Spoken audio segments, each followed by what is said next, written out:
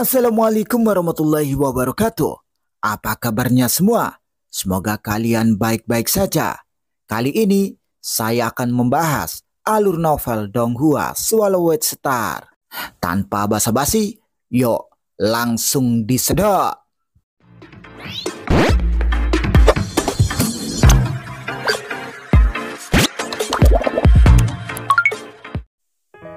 Melanjutkan dari cerita sebelumnya, saat ini Luo Feng dan Jenderal Xuan Jio memasuki aula kuno bersama-sama. Mereka melihat sosok kekar duduk di lantai aula. Sosok kekar ini duduk di tengah langit dan bumi yang tak berujung. Seolah-olah langit dan bumi akan musnah, tetapi dia tidak akan musnah. Nafasnya lebih menakutkan daripada kekuatan langit dan bumi. Ketika dia melihat Luo Feng merasa seolah-olah sedang menghadapi asal-usul kehidupan. Luo Feng mengerti bahwa orang di depannya seharusnya adalah Kaisar Chu, salah satu dari 18 kaisar keluarga kerajaan. Kaisar, Jenderal Deju memberi hormat. Aku membawa Luo He kepadamu. Kaisar mengangguk sedikit dan Jenderal Deju segera memasuki dan meninggalkan aula. Luo He, Deju menatap Luo Feng sambil tersenyum. Aku telah mempelajari dengan seksama tentang masa lalumu akhir-akhir ini. Kamu berasal dari alam semesta asli. Luo Feng terkejut, tetapi dia tidak menyembunyikannya dan segera membungkuk. Iya, saya memang dari alam semesta asli. Kaisar tersenyum dan memuji. Makhluk-makhluk di alam semesta asli sangat kuat. Sulit untuk tumbuh dari yang lemah menjadi dewa sejati. Anda dapat mencapai tahap transenden di alam kekacauan. Itu sungguh hebat. Jangan gugup. Leluhur yang tak terhitung jumlahnya dari praktisi saat ini, hampir semuanya berasal dari alam semesta asli. Mereka datang ke benua asal dan bereproduksi selama bertahun-tahun tanpa akhir untuk memiliki begitu banyak kehidupan. Penduduk asli benua asal hampir semuanya berada di wilayah kutub timur, kan? Kata Kaisar Chu. Luo Feng juga mengetahui hal ini. Biar kutanyakan lagi, apakah kau reinkarnasi seorang kultivator? Kaisar Chu bertanya lagi. Tidak, Luo Feng menggelengkan kepalanya. Deju mengangguk.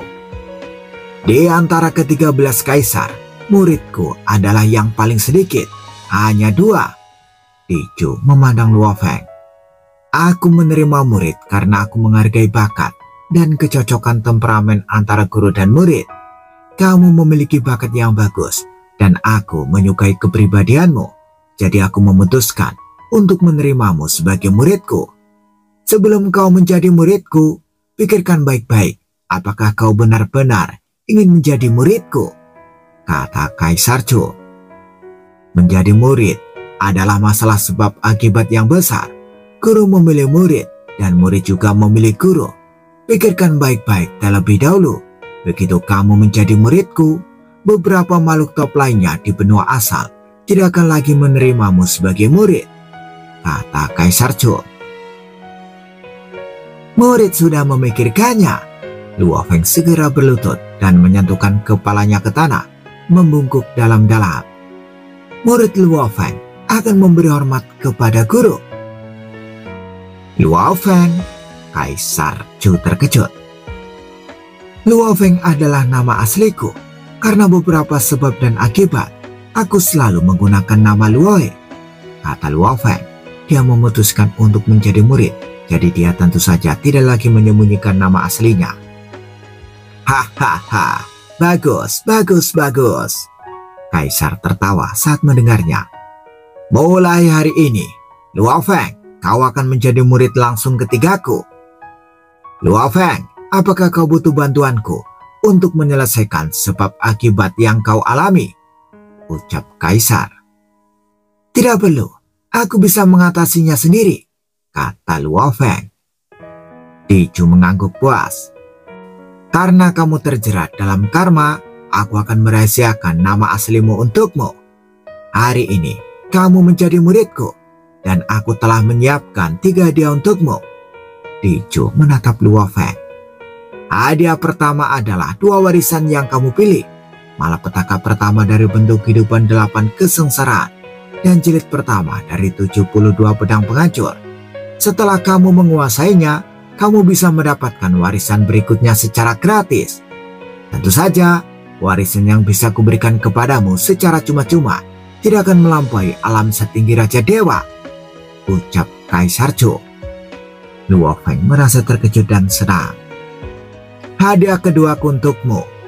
Dicu menatap Luo Feng dan mengeluarkan sebuah kotak batu. Saat kotak itu dibuka, 10 buah berwarna kemerahan diletakkan di dalamnya. Hanya dengan mencium aroma buah, Luo Feng merasa jiwanya ternutrisi dan kecepatan berpikirnya meningkat beberapa kali lipat. Ini adalah buah roh kristal Hunyuan yang diberikan kepadaku oleh leluhur. Buah itu tidak berguna bagiku sekarang, jadi aku akan memberimu 10 buah. Buah roh kristal Hunyuan ini adalah buah dari pohon buah yang dibudidayakan dan ditumbuhkan dengan geokristal Hunyuan. Buah ini memiliki efek ajaib dalam menyehatkan jiwa. Setelah meminumnya, buah ini akan lebih sesuai dengan aturan tertinggi dan sangat meningkatkan pemahaman Anda. Ini bukan produk dari dunia asal, jumlahnya sangat langka dan tidak dapat ditukar dengan jasa. Itu harus digunakan dengan hemat, kata Kaisar Zhou. Saya sarankan kamu mengambil 5 buah di level alam kekacauan. Di level pertama alam Raja Dewa, ambil 5 buah lagi. Ya guru, Luo Feng merasakan maksud sang guru. Dicu menatap Luo Feng. Senjata apa yang paling sering kamu gunakan? Luo Feng segera membalik tangannya dan mengeluarkan pedang bayangan darah. Ini pedangku. Kaisar Zhou melihatnya dan bertanya, apakah itu embrio pedang tingkat Raja Dewa? Dicu berpikir sejenak dan mengeluarkan bola lumpur berwarna-warni. Dia melemparkannya dengan santai dan lumpur berwarna-warni itu jatuh ke pedang bayangan darah. Pedang bayangan darah menelannya sepenuhnya dalam sekejap mata. Awalnya, embrio pedangmu hanya bisa mencapai senjata Raja Dewa tingkat pertama. Sekarang, potensinya telah meningkat pesat dan diperkirakan akan mencapai senjata Raja Dewa tingkat tertinggi. Tetapi, aku telah memberimu bahan-bahan utama dan kamu perlu membuat sendiri beberapa bahan tambahan. Karena untuk embrio pedang, yang terpenting adalah kamu sendiri yang merawatnya. Ini adalah metode perawatan senjata yang terperinci. Saat Kaisar Zhou berbicara, aliran cahaya jatuh kepada Luo Feng. Itu adalah metode rahasia untuk merawat senjata. Kaisar Zhou menatap Luo Feng dan berkata, leluhur telah memerintahkan bahwa meskipun kamu adalah murid langsung, kamu tetap harus mengumpulkan pahala sendiri. Guru telah melakukan banyak hal untuk murid ini. Luo Feng sangat berterima kasih. Saya tidak pandai mengajar murid. Dicu menatap Luo Feng. Saya tidak pandai dalam asal-usul kehidupan, jadi Anda harus mengandalkan diri sendiri. Mengenai asal-usul kehancuran, kebetulan itu adalah jalanku. Jika Anda memiliki kebingungan, Anda dapat bertanya kepadaku. Luo Feng mengangguk. Murid mengerti. Apakah ada yang ingin kau tanyakan sekarang? Tanya Dicu sambil menatap Luo Feng. Belum. Luo Feng menggelengkan kepalanya. Baiklah. Dicu tersenyum dan mengangguk. Sebagai murid langsungku, ada banyak tugas khusus dan kau dapat memilih terlebih dahulu. Tugas-tugas itu nantinya akan diberikan kepada para marquis kelas 1 dari keluarga kerajaan. Dia mengerti. Luo Feng mengangguk. Teruslah berlatih dengan baik dan segera menjadi Raja Dewa. Di antara murid-muridku, tidak ada satupun Raja Dewa. Kaisar Zhou berkata dengan penuh emosi. Murid pasti akan bekerja keras. Luo Feng segera membungkuk. Murid pamit pergi. Luo Feng segera meninggalkan aula. Melihat kekacauan dan kegelapan di luar aula, Luo Feng merasa sedikit bersemangat. 10 buah roh kristal Hunyuan yang diberikan oleh Master Dicu sangat bermanfaat untuk kultivasinya hanya dengan menciumnya. 10 buah roh kristal Hunyuan yang diberikan oleh Master Dicu sangat bermanfaat untuk kultivasi. Hanya dengan menciumnya, dia sudah bisa merasakannya. Luo Feng tidak sabar untuk kembali dan mencobanya terlebih dahulu. Di aula, Kaisar Zhou menyaksikan Luo Feng pergi. "Murid ketigaku," Kaisar Zhou menatapnya dan menggelengkan kepalanya sedikit. "Sayang sekali, kemampuanku terbatas. Aku tidak bisa membimbing latihan muridku dengan baik. Dia hanya bisa memberikan lebih banyak sumber daya yang berharga. Sisanya tergantung pada murid itu sendiri." "Apa salahnya menerima murid?" Kaisar Zhou menatap dunia yang tak berujung di luar aula. "Dunia asal ini pada akhirnya akan berakhir. Pada saat itu, berapa banyak orang yang akan mampu bertahan hidup? Bahkan leluhur pertama pun berjalan dalam kegelapan. Di King juga telah memulai jalan ini, dan semoga dia dapat membantu leluhur pertama di masa depan. 12 orang lainnya di antara kita memang cukup kuat di benua asal. Tetapi jika kita meninggalkan dunia asal ini, apa jadinya kita? Dan murid-muridku, aku khawatir bahkan tidak memiliki kualifikasi untuk meninggalkan dunia asal. Hargai takdir bersama mereka di dunia asal ini." Kaisar Zhou menggelengkan kepalanya dengan lembut, menutup matanya, dan mulai berlatih. Luo Feng meninggalkan istana di Zhou dan kembali ke guanya. "Tuan!" Morosa sudah ada di sana untuk menyambutnya. Luo Feng tersenyum dan meliriknya. "Aku sudah menerima Kaisar sebagai guruku." Morosa langsung menunjukkan kegembiraannya. "Aku akan mengasingkan diri dulu. Tidak ada hal penting yang harus dilakukan dalam waktu dekat. Jadi jangan ganggu siapapun," kata Luo Feng. "Jangan khawatir Tuan," jawab Morosa. Luo Feng juga mengirim pesan ke Xuanzi dan yang lainnya. Luo Feng segera pergi ke ruang tenang. "Tuan telah menerima Kaisar sebagai gurunya." Morosa sangat gembira. Sebagai makhluk asing, dia sangat ketakutan di benua asal. Lagi pula, kecuali binatang sektor di kerajaan Tianmu, semua binatang sektor dalam sejarah benua asal telah mati. Ketika aku menjadi binatang sektor tingkat atas dan tuanku memiliki Kaisar di belakangnya, situasiku seharusnya tidak lebih buruk daripada binatang sektor dari kerajaan Tianmu, pikir Morosa.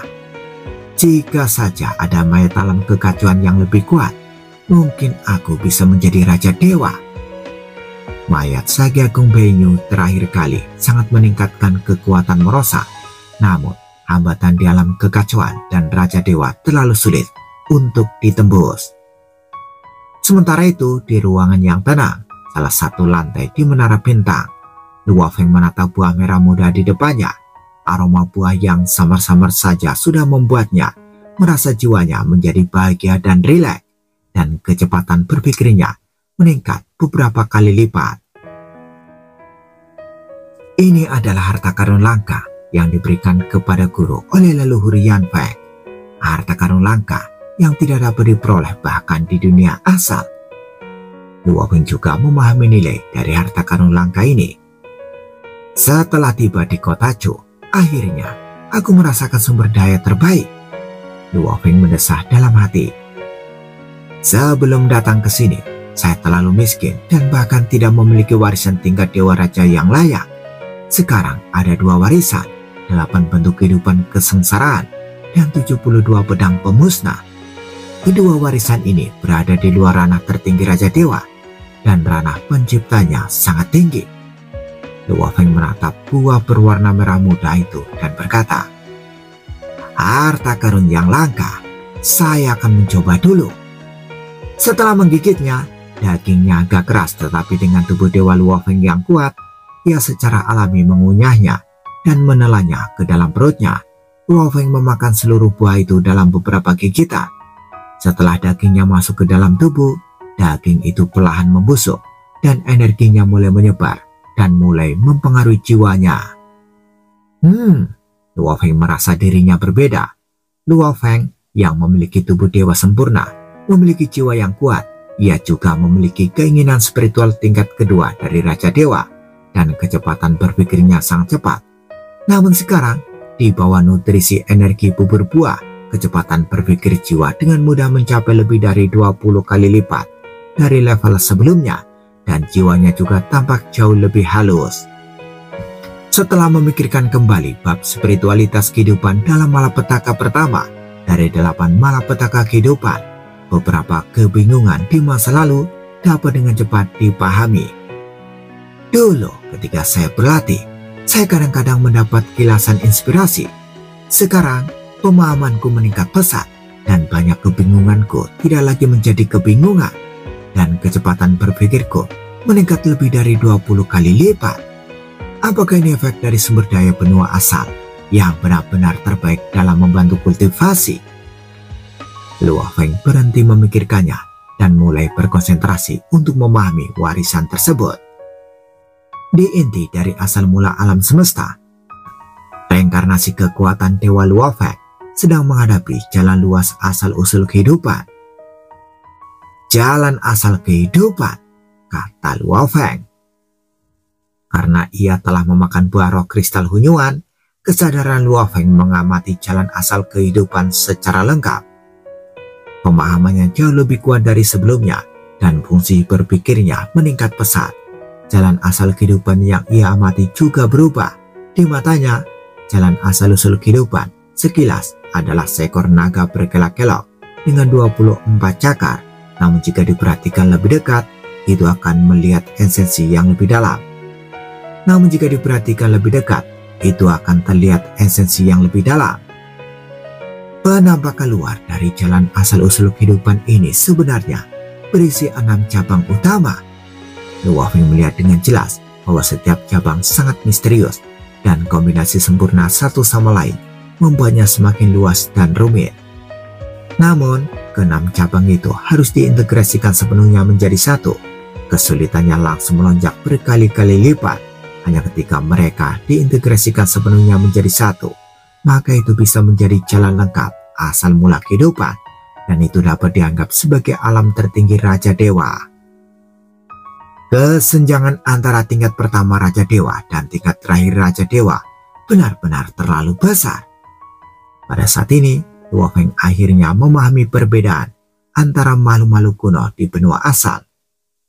Para elit kerajaan dari 2 negara kuno juga telah mengkonsumsi banyak sumber daya, dan beberapa di antaranya bahkan tidak kalah efektifnya dengan buah roh kristal Hunyuan. Tetapi, peran sumber daya juga bergantung pada siapa yang menggunakannya. Waktu berlalu, saat menghadapi asal-usul kehidupan, Luo Feng memahami malapetaka pertama dari 8 kesengsaraan bentuk kehidupan dan 72 pedang penghancur, dan terkadang membiarkan merosak menunjukkan misteri asal-usul kehancuran. Selama proses pelatihan ini, Di Chuyu, Xuanzu, Moyu Qingyan, dan yang lainnya tidak datang mengganggu Luo Feng. Akhirnya, efek buah roh kristal Hunyuan menghilang sepenuhnya. Luo Feng merasa jiwanya menjadi lebih berat dan lebih keruh, dan kecepatan berpikirnya juga melambat. Setelah terbiasa dengan pengalaman sebelumnya tentang peningkatan pemahaman dan pemikiran yang sangat cepat, saat ini Luo Feng sedikit tidak nyaman. Luo Feng pun berhenti berlatih dan sedikit terkejut. Buah roh kristal Hunyuan ini bertahan selama lebih dari 1 abad. Hanya dalam waktu 1 abad, aku telah meningkat pesat dalam 6 cabang asal mula kehidupan dan 6 cabang asal mula kehancuran. Semuanya adalah peningkatan yang komprehensif, karena kultivasi asal mula kehancuran membutuhkan bantuan merosa untuk menunjukkan misteri asal mula kehancuran. Jadi kemajuannya jauh lebih lambat daripada asal mula kehidupan.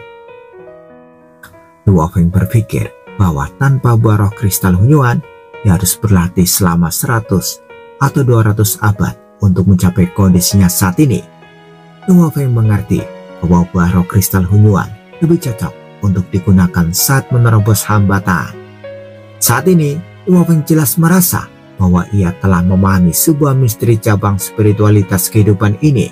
Yang ia butuhkan sekarang adalah langkah terakhir untuk mengintegrasikannya dengan sempurna menjadi satu cabang yang lengkap sebelum ia bisa menjadi Raja Dewa. Ada banyak orang di puncak alam kekacauan di benua asal, dan bahkan di negara-negara marginal pun ada banyak dari mereka. Beberapa yang telah memperoleh sumber daya teratas bahkan dapat berkultivasi dalam kekacauan dan melampauinya, namun mereka tidak dapat menjadi Raja Dewa. Itu karena jauh lebih sulit untuk mengintegrasikan semua misteri menjadi satu daripada memahami semua misteri. Luo Feng juga memahami kesulitannya. Secara total, saya memiliki 10 buah. Berdasarkan instruksi guru, saya diminta untuk menggunakan 5 buah di alam kekacauan dan 5 buah lagi di alam Raja Dewa pertama. Luo Feng berpikir, dari efek buah pertama, dengan bantuan buah pertama, domainku meningkat pesat dan kekuatanku juga meningkat pesat. Luo Feng tahu betul betapa sulitnya menjadi seorang Raja Dewa. Oleh karena itu, Baro Kristal Hunyuannya harus digunakan pada saat yang paling kritis. Luo Feng keluar dari ruang meditasi dan melihat pemandangan di sekitarnya. Bunga-bunga dan tanaman tampak memperoleh vitalitas yang tak terbatas dan tumbuh dengan cepat. Cabang-cabang dan daun-daun pohon besar penuh dengan vitalitas yang tak terbatas dan bergoyang seolah-olah akan hidup kembali. Jika aku bisa melangkah lebih jauh, aku mungkin bisa dengan mudah mencerahkan bunga, tanaman, dan pohon biasa ini, pikir Luo Feng. Saat ini, Morosa, Xuanzhu, Moyu Qingyan, semuanya datang. Lagi pula Luo Feng sudah terlalu lama menyendiri. Ketika mereka melihat Luo Feng, mereka menemukan bahwa tanaman dan bunga di sekitarnya sedang mekar dan ruang di sekitarnya penuh dengan kekuatan hidup. Guru, Moyu Qingyan merasa gurunya berbeda, tetapi dia tidak tahu apa yang berbeda. Tingkat kekuatan Morosa cukup tinggi sehingga dia bisa merasakan bahwa nafas kehidupan Luo Feng saat ini jauh lebih mengerikan daripada sebelumnya, bahkan lebih mengerikan daripada binatang buas dunia ini. Bagaimana aura Tuan bisa begitu mengerikan? Morosa diam-diam terkejut. Xuanzhu juga menatap Luo Feng. Dia merasakan nafas Luo Feng yang tak terlihat dan bahkan mempengaruhi pengoperasian alam semesta ilusi yang dibangun di dalam tubuhnya. Ketika seseorang terlalu kuat, itu secara alami akan mempengaruhi pengoperasian dunia dan bahkan mempengaruhi pengoperasian alam semesta ilusi di dalam tubuhku. Sekarang, Luo Feng terasa jauh lebih dekat daripada sebelumnya. Tuan, apakah Anda akan menjadi Raja Dewa? Morosa tidak dapat menahan diri untuk tidak bertanya. Sama sekali belum, Luo Feng tersenyum. Aku sudah lama mengasingkan diri. Mulutku tidak berasa. Ayo kita pergi ke tempat Yu Jiufang untuk makan, kata Luo Feng. Baiklah. Morosa sangat gembira dan mata Xuanzhu dan Moyu Qingyan berbinar. Yu Jiufang itu adalah seorang seniman kuliner yang memasuki alam kekacauan. Makanannya tidak kurang dari banyak harta karun langka, sehingga Xuanzhu, Moyu Qingyan, dan yang lainnya juga sangat tergoda. Sebagai seniman kuliner paling cemerlang di kota Chu, tidak mudah untuk mengundangnya memasak. Hanya ketika Raja Dewa dan transenden alam kekacauan yang maju, Yu Jiufang akan menghiburnya dengan hangat. Lebih dari 1 abad yang lalu, setelah memakan Baro Kristal Hunyuan, Luo Feng berfokus pada kultivasi. Sekarang, setelah efek buah spiritualnya memudar, Luo Feng menjadi lebih santai. Dia pergi ke tempat Yu Jiufang untuk makan makanan lezat dan juga pergi ke Menara Qianyu untuk mendengarkan musik dan sihir dengan metode pemurnian pikiran 7 emosi. Semua kekuatan di kota Chu juga telah menemukan bahwa Sake Agung Luo He sering keluar. Pada hari ini, Luo Feng datang ke aula gelap klub Yanfeng di kota Chu sendirian. Sake Agung Luo He, penguasa aula kegelapan balai persekutuan Yanfeng, datang untuk menyambutnya secara pribadi. Penguasa itu adalah seorang wanita berpenampilan biasa yang mengenakan pakaian emas. Wanita ini memiliki aura terkendali, tetapi sebenarnya dia adalah seorang puncak alam kekacauan yang disebut Marquis Xin Huo. Ini adalah pertama kalinya Sake Agung Luo He datang ke aula Yanfeng kita sejak dia datang ke kota Chu, pikir wanita berpakaian itu sambil tersenyum dan kemudian berkata, silakan duduk. Kedua belah pihak duduk berhadapan satu sama lain. Pelayan itu membawakan beberapa anggur dan buah. Luo Feng mencicipi anggur itu, kemudian berkata, Kepala Istana Xin Huo, aku datang ke sini untuk menjual beberapa harta karun. Sage Agung Luohe adalah murid langsung kaisar. Aula Yan Feng kami pasti akan membelinya dengan harga tinggi, kata kepala istana Xin Huo sambil tersenyum. Lihatlah dulu. Luo Feng melambaikan tangannya dan mengeluarkan beberapa barang rampasan yang didapatkannya dari pertarungan 1 lawan 5 terakhir. 3 jilid formasi pertempuran yang mengerikan, beberapa lingkaran emas yang rusak, 3 paku hitam, dan tongkat senjata yang panjang.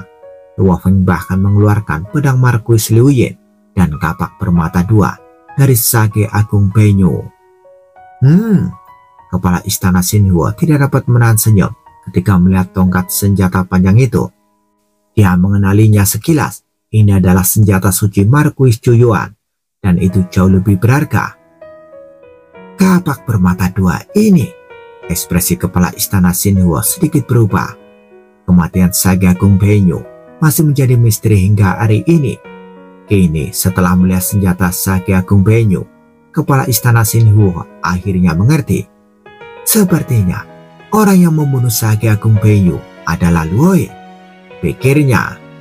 Berdengung, cahaya tak kasat mata menyelimuti harta karun ini, dan harta karun itu mulai diidentifikasi dan harganya pun diumumkan. Sage Agung Luohe benar-benar hebat. Kepala istana Xin Huo menghela nafas.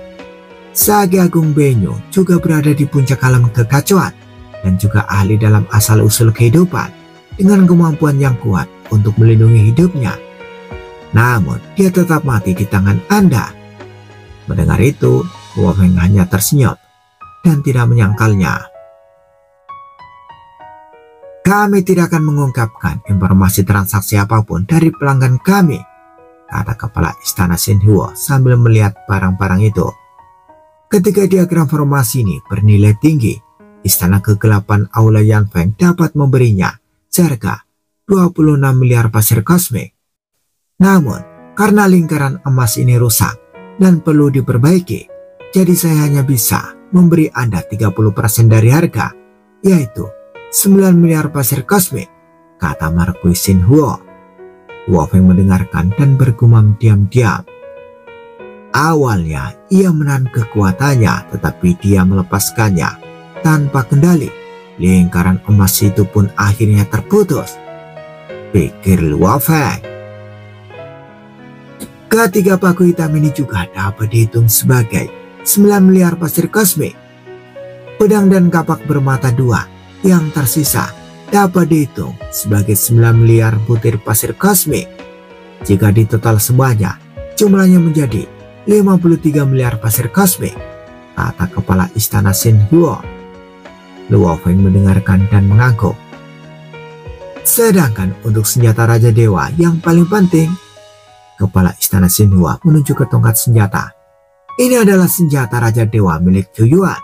Ini adalah senjata Raja Dewa level 1, relatif mudah untuk disempurnakan. Menurut harga pembelian yang diberikan oleh Istana Kegelapan Balai Persekutuan Yan Feng, harganya hanya 50 miliar pasir kosmik. Itu adalah senjata Raja Dewa. Mungkin Raja Dewa juga akan menginginkannya. Saya sarankan Anda untuk menitipkan tongkat panjang ini terlebih dahulu di Istana Kegelapan di Balai Persekutuan Yan Feng. Dengan status Anda sebagai Sage Agung Luohe, kami di Istana Kegelapan hanya akan mengenakan biaya titipan terendah, yaitu setengahnya. Harga awal titipan adalah 60 miliar pasir kosmik. Pasti akan menghasilkan lebih banyak uang daripada Istana Kegelapan yang membelinya, kata kepala istana Xin Huo. Kalau begitu, titipkan saja, kata Luo Feng. Periode penitipan terpendek adalah 1 hari, dan yang terpanjang adalah 1 abad. Kepala istana Xin Huo memandang Luo Feng. Sage Agung Luohe, berapa lama periode penitipan yang kau pilih? 10.000 hari sudah cukup, kata Luo Feng. Kepala istana Xin Huo tersenyum dan berkata, jangan khawatir, kami akan memberitahu semua pelanggan penting kami tentang berita penitipan ini. Tidak banyak pelanggaran yang mampu membeli senjata Raja Dewa di benua asal. Berita tentang penitipan senjata Raja Dewa telah disampaikan kepada banyak pelanggan di benua asal. Di buku tajuk bahkan menyebabkan keributan. Lagi pula semua pihak tahu bahwa ini dulunya adalah senjata Cuyuan. Mau menjual senjataku? Cuyuan yang memegang gelas anggur menghancurkannya menjadi bubuk. Matanya penuh dengan kilatan petir. Luohe ini. Dia marah, tetapi dia dipukuli hingga babak belur dalam pertarungan terakhir. Cuyuan segera menghubungi teman paling terpercayanya, yaitu Cuci. Cuyuan, apakah kau mencariku untuk mengambil senjatamu? Cuci sangat memahami watak kakaknya. Saudaraku, ini saudaraku. Tidak apa-apa jika dia menitipkannya, tetapi sekarang senjata ini dijual bebas. Aku harus membelinya kembali. Cuyuan mengertakkan giginya dan berkata, akan sangat disayangkan jika senjataku jatuh ke tangan praktisi lainnya. Cuci menjawab, baiklah, aku akan membantumu. Aku hanya bisa mengumpulkan 50 miliar pasir kosmik di sini. Jika saatnya tiba untuk menawar, kurasa aku perlu meminjam padamu sedikit. Kakak, kata Cuyuan. Baiklah, jawab Cuci. Waktu berlalu, hari demi hari. Dalam sekejap mata, periode penitipan berakhir. Luo Feng juga datang ke aula klub Aula Yanfeng, dan kepala aula Xinhuo menyambutnya dengan hangat.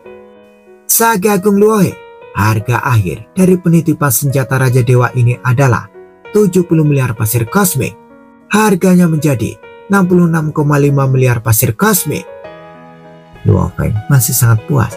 Memang jauh lebih hemat biaya untuk menitipkan senjata berharga seperti itu. Apakah kau ingin pasir kosmik ini dalam bentuk nyata? Atau kau ingin menyimpannya sementara di aula klub balai kota Yanfeng? Tanya kepala istana Xinhuo. Simpan sementara. Ngomong-ngomong, aku juga perlu membeli bahan biologis lapisan kekacauan yang sempurna. Bahan-bahannya hanya perlu lebih dari 1/4 juta tubuh. Aku akan menawar 10 miliar pasir kosmik untuk setiap bahan, kata Luo Feng. Saya telah memperoleh material untuk burung dewa berbulu emas. Saya hanya membutuhkan 1 material untuk setiap makhluk lapisan kekacauan yang sempurna. Kali ini hadiahnya terbatas pada 10 makhluk lapisan kekacauan yang sempurna, kata Luo Feng. Apakah ada batas waktu untuk hadiahnya? Tanya kepala istana Xinhuo.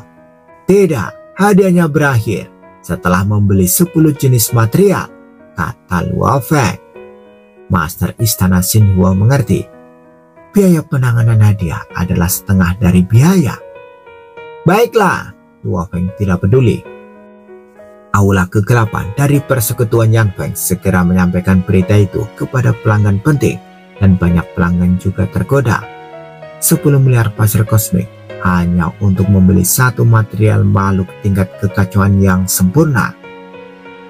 Scene berganti. Di kerajaan 10.000 dunia, ada dunia terbuka yang menampung banyak makhluk istimewa, termasuk binatang tingkat Raja Dewa, makhluk tingkat kekacauan sempurna, dan beberapa makhluk mengerikan yang dibiarkan secara khusus. Apakah kamu membutuhkan bahan tubuh kami? Makhluk batu yang menjulang tinggi dan binatang aneh dengan kuku dan cakar perak menatap peternak mereka. Sang peternak, seorang pria berjubah kuning, berkata sambil tersenyum. Kami hanya membutuhkan sebagian dari tubuhmu, lebih dari 1/4 juta tubuhmu. Setelah tubuhmu terjual, tidak akan bisa dimusnahkan begitu saja. Sepertinya mereka ingin mempelajari materi tubuh kita. Makhluk batu yang menjulang tinggi dan binatang berkuku perak semuanya melihat ke arah peternak. Asalkan kalian berdua setuju, aku akan mengirimkan sebotol anggur roh darah setiap zaman dalam 10.000 zaman berikutnya, kata peternak itu. Hal semacam ini harus disetujui secara aktif oleh 2 makhluk lapisan kekacauan yang sempurna. Jika tidak, bahan-bahan itu akan musnah dalam sekejap. 2 botol anggur darah, kata binatang berkuku 4 itu sambil mengangkat kedua cakarnya. 3 botol! Makhluk batu yang menjulang tinggi itu melirik binatang berkuku perak itu. Mereka telah dijemput oleh penguasa 10.000 dunia sejak lama dan telah lama disimpan di sini dari lapisan kekacauan. Bahan tubuh mereka tidak peduli, yang mereka inginkan adalah makanan dan minuman yang layak. Sebotol anggur roh darah, aku akan mencoba semuanya yang kubisa. Peternak itu menggelengkan kepalanya berulang kali. Setelah negosiasi yang alot, makhluk batu yang menjulang tinggi dan binatang berkuku perak itu menjual sebagian bahan tubuh mereka dengan harga 1,5 meter kubik anggur roh darah berabad untuk persediaan terus-menerus selama 10.000 abad. Bersambung bagaimana kelanjutan kisahnya, tunggu jawabannya di episode selanjutnya. Dadah, semoga paham.